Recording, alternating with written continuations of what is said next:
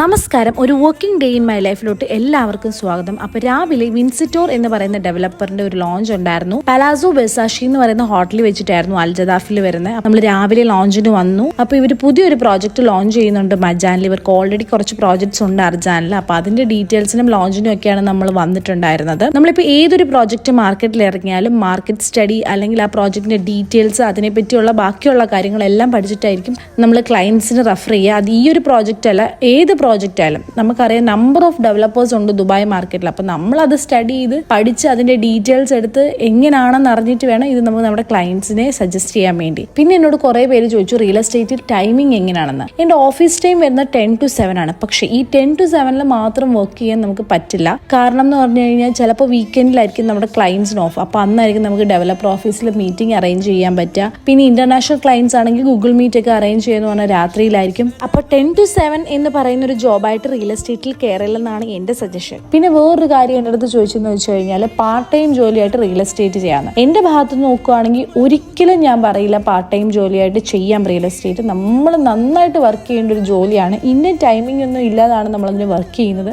പിന്നെ ഓൾറെഡി ഞാൻ പറഞ്ഞിട്ടുണ്ട്, ഒരാൾ നമ്മളെ വിശ്വസിച്ച് ഇത്രയും എമൗണ്ട് ഇൻവെസ്റ്റ് ചെയ്യുന്നതാണ്. അപ്പം നമ്മൾ അത്രയും എഫേർട്ട് അതിലിടണം. പിന്നെ ലോഞ്ച് ഒക്കെ കഴിഞ്ഞ് ഞാൻ ഫുഡ് കഴിച്ചിട്ട് എനിക്കൊരു ക്ലയൻറ്റ് മീറ്റിംഗ് ഉണ്ടായിരുന്നു. അത് കഴിഞ്ഞിട്ടാണ് ഞാൻ തിരിച്ചു വന്നത്. അപ്പോൾ ഇന്നത്തെ ഉള്ളൂ. Okay, by.